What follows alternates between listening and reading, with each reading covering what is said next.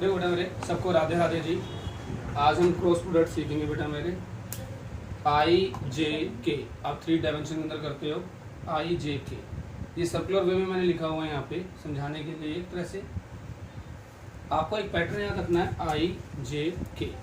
तो अगर मुझे आई क्रॉस जे निकालना है तो आई क्रॉस जे क्या हो जाएगा आपका, के हो जाएगा। सिमिलरली अगर मुझे कोई पूछे के क्रॉस आई, यहाँ पे क्रॉस है ध्यान रखना, तो ये आपका क्या हो जाएगा, जे हो जाएगा। माइनस जे नहीं हो गया? नहीं, के क्रॉस आई एक पैटर्न ही चल रहा है ना पूरा। अब जे क्रॉस आई आ गया यानी रिवर्स हो गया, तो आपका क्या आ जाएगा, माइनस के आ गया। आपका पैटर्न आई जे के फॉर्म में चलना चाहिए। आई क्रॉस आई क्या होगा, जीरो। अभी मैं आपको आगे बताऊंगा जीरो क्यों होता है, आपको समझ आ जाएगा, क्योंकि हमने जो डिटरमिनेंट्स की प्रॉपर्टीज कर रखी थी उसके हिसाब से। मुझे ए क्रॉस बी निकालना है, ए की वैल्यू दे रखी है और बी की वैल्यू दे रखी है आपके ऊपर। तो जो हमारे क्रॉस प्रोडक्ट होता है ये ध्यान से रखना, आगे हमारे स्केलेटिव प्रोडक्ट के क्वेश्चन भी आएंगे आगे। यहाँ आई, ये जे, ये के, आई जे के लिख देंगे। यहाँ पे ए की वैल्यू कितनी है आपके पास, 2 1 1 1 -2 1। जैसे आप डिटरमिनेंट सोल्व करते थे तो डिटरमिनेंट जो हमने फर्स्ट चैप्टर में किया था,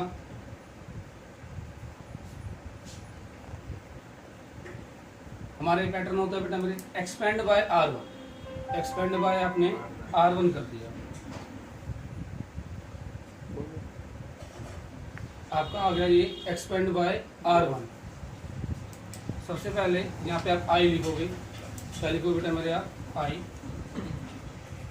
हाइट किया बेटा मेरे 1 1 जा 1 +2। डिटरमिनेंट सॉल्व करने आता है ना बेटा, अरे वही माइनस जे लिखा आपने, 2 1 जा 2 -1 प्लस के -4 -1 3i माइनस जे -5। ये आपका ए क्रॉस बी आ गया। जैसे आप डिटरमिनेंट सोल्व करते थे प्लस माइनस प्लस, सिर्फ एक्सपेंड करना है। कोई मुझसे ए क्रॉस बी का मैग्नीट्यूड पूछ ले, ए क्रॉस बी का क्या कर ले बेटा, मैग्नीट्यूड निकालने का तरीका वही होगा, 3 स्क्वायर -1 स्क्वायर -5 स्क्वायर 9 1 25 √35 आपका ये आंसर होगा। ठीक है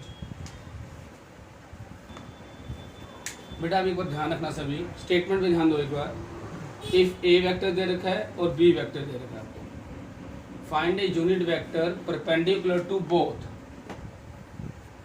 परपेंडिकुलर टू बोथ वर्ड लिखा हुआ है यहाँ पे, क्या लिखा हुआ बेटा मेरे आपने, परपेंडिकुलर टू बोथ। जब कभी ऐसे लिखा होगा तो यानी यूनिट वेक्टर निकालने का फार्मूला क्या हो जाएगा, जब परपेंडिकुलर टू बोथ हो तो आपका हो जाएगा ए क्रॉस बी अपॉन में ए क्रॉस बी का मैग्नीट्यूड। क्या हो जाएगा formula direct, unit vector perpendicular to both. तो ये याद रखना। वैसे हम पहले यूनिट वेक्टर निकालते थे तो उस वेक्टर को उसके मैग्नीट्यूड से क्या कर देते थे, हम डिवाइड कर देते थे। ठीक है जी। अब क्या लिखा हुआ है, unit vector perpendicular to both, तो दोनों का क्रॉस प्रोडक्ट निकाल के उसके मैग्नीट्यूड से क्या कर देंगे, हम डिवाइड कर देंगे।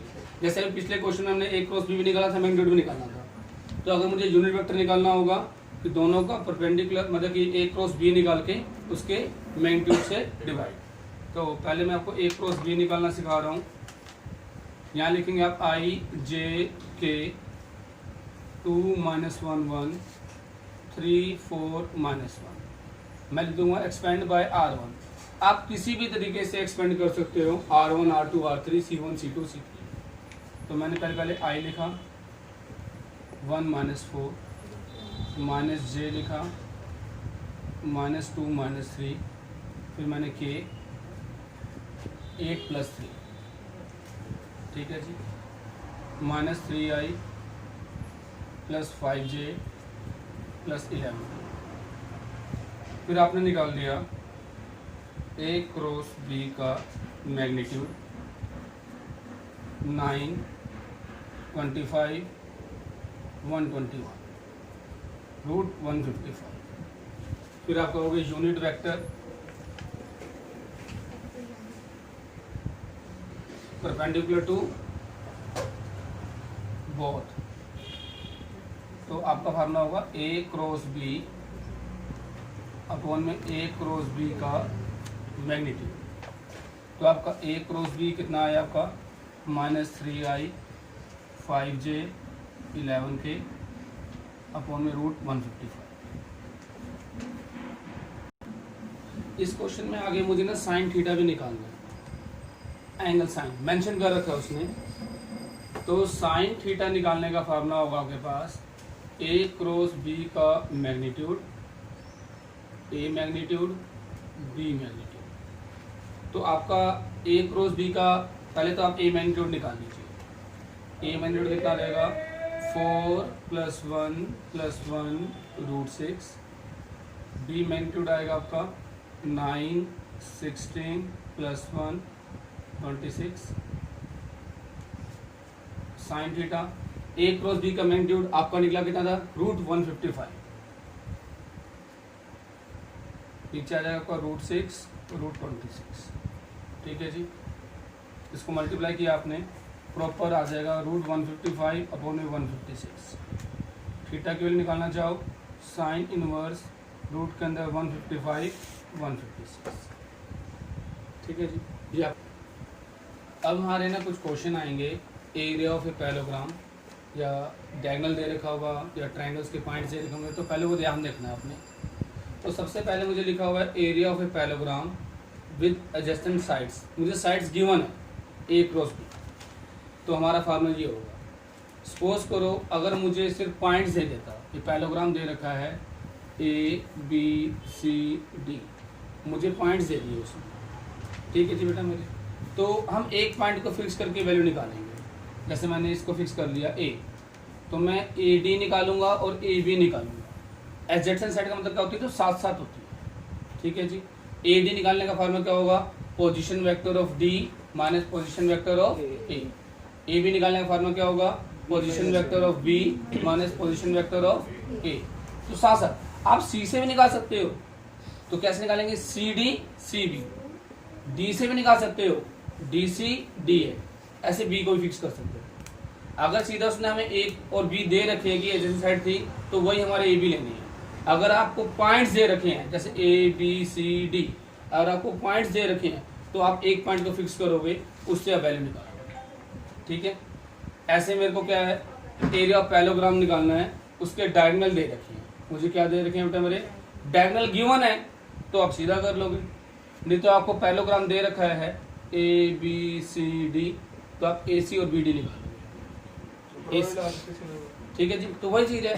तो जैसे भी आपका दिल करे बेटा मेरे, मैं ये कहना, अगर डायगोनल दे रखा तो 1/2 आ जाएगा, फिर आप डायगोनल निकाल के कर सकते हो। जब एडजेसेंट साइड ले लो आप। बात क्लियर है अब ये बेटा। इसके बाद एरिया ऑफ ट्रायंगल, अगर एडजेसेंट साइड्स दे रखी हैं आपको, तो वही लेके चल लोगे। अगर आपको पॉइंट्स दे रखे हैं, जैसे आपको ये ए बी और सी, किसी एक पॉइंट को फिक्स करना है आपने, तो फार्मूला क्या बन जाएगा, जैसे मैंने ए को फिक्स किया होता मैंने, तो ए बी ए सी। अब ए बी निकालने का तरीका क्या हो जाएगा, position vector of B minus position vector of A. A C निकालने का बेटा मेरे, position vector of C minus position vector of. अगर किसी का ए क्रॉस बी 0 आ जाए, तो आप कह सकते हो पैरेलल और कोलिनियर। क्या कह सकते हो बेटा मेरे, पैरेलल और कोलिनियर। आपको खुद पता है अगर ए क्रॉस बी आपका 0 आ रहा है, तो ट्रायंगल का जब एरिया 0 तो क्या हो जाएंगे, वो कोलिनियर हो जाएगा। ये हम पढ़ते ही आ रहे पहले से ही। ठीक है, पैरेलल भी बोल सकते हैं या कोलिनियर भी बोल सकते हैं, अगर ए क्रॉस बी आपका 0 आ जाए। ठीक है जी।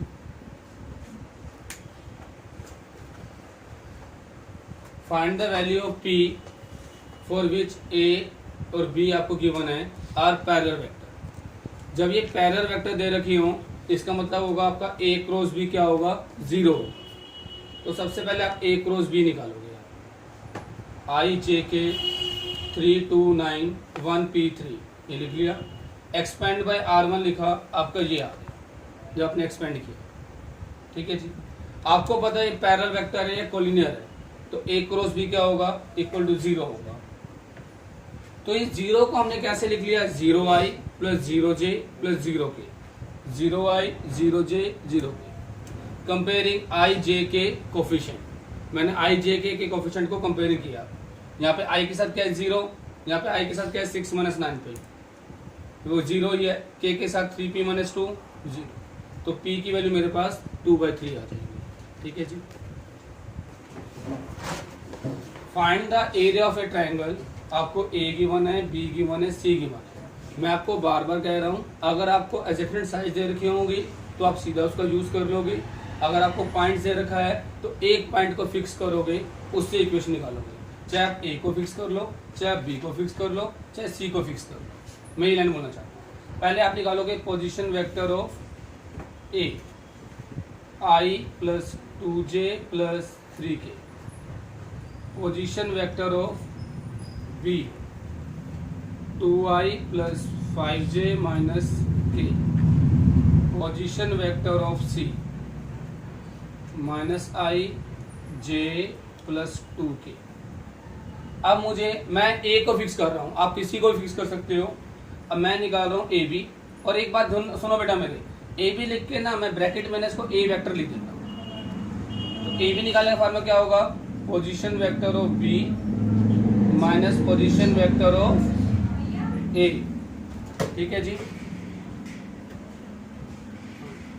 एक मिनट मैं क्लास से देती हूँ,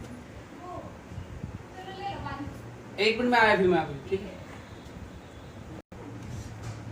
position vector of B minus position vector of A. तो बी क्या है आपके पास, माइनस करोगे 2i - i हो जाएगा, प्लस 3j हो जाएगा, -4k हो जाएगा। ये आपका एक तरह से ए वेक्टर आ गया। मैंने कहा ए को फिक्स कर लिया। अब ए बी निकाला, दूसरा क्या निकालूंगा मैं, ए सी।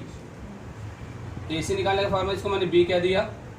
Position vector of C minus position vector of A. ठीक है जी। अब सी में से ए जाएगा, -2i -j -k। ठीक है जी। ये मेरा बी हो गया। फिर आप लिखोगे area of a triangle A B C 1/2। चाहे आप ए बी क्रॉस ए सी लिख दो, क्योंकि हमने ऐसे निकाला है बेटा मेरे। चाहे 1/2 ए क्रॉस बी लिख दो। अब ये एरिया निकाल रहे हैं तो लास्ट में आंसर आपने स्क्वायर यूनिट बोलना है। ठीक है। तो 1/2 A cross B 1/2 i j k, उसका मैग्नीट्यूड है ये कैसे ए क्रॉस बी का। पहले आप ए क्रॉस बी निकालो, फिर उसका मैग्नीट्यूड करेंगे। ठीक है जी।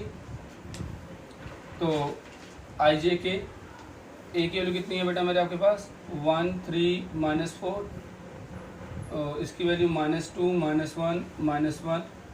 फिर आप इसको सोल्व करोगे, आपको जो भी आएगा उसका मैग्नीट्यूड कर देना। जो भी आएगा एक बार निकाल लेना बेटा मेरे, आपको उसका मैग्नीट्यूड कर दोगे। इसका आंसर आ जाएगा 1/2 √155 स्क्वायर यूनिट, क्योंकि हमने एरिया निकाला है तो यहाँ पे स्क्वायर यूनिट आना चाहिए। तो सोल्व करके कर लोगे बेटा मेरे एक बार आप। हमें एक क्वेश्चन दे रखा है अब आपको, find a vector of magnitude 7 which is perpendicular to both, which is perpendicular to both. पहले इनका आप यूनिट वेक्टर निकालोगे जो बोथ के परपेंडिकुलर हो। तो आपको ए वेक्टर दे रखा है आपको 2i - j + k, B vector दे रखा है आपको i + j + k। ठीक है बेटा मेरे। पहले जब बोथ के परपेंडिकुलर होता है तो unit vector perpendicular to both, तो आपका क्या हो जाएगा a cross b divide by a cross b का मैग्नीट्यूड। ये निकाल लिया। पर मुझे अब मैग्नीट्यूड कितना चाहिए मेरे बेटा 7। अकॉर्डिंग टू क्वेश्चन मैग्नीट्यूड कितना चाहिए आपको 7। तो इस पूरे क्वेश्चन को आप 7 से मल्टीप्लाई करो। आपके ऐसे डॉट में भी आए थे क्वेश्चन, याद होगा तो आपको। ठीक है जी। हैविंग 15 यूनिट्स कहता था, तो पूरे को 7 से मल्टीप्लाई कर देंगे। फिर मैं बता रहा हूँ पैरेललोग्राम वाले क्वेश्चन अभी मैं सेंड करूंगा, उसमें आपको पॉइंट्स दे रखे होंगे, एक पॉइंट फिक्स करके निकालना है। अगर आपको पॉइंट्स दे रखे थे, जैसे अभी ट्रायंगल वाला किया था, अगर साइड्स दे रखी तो ठीक है।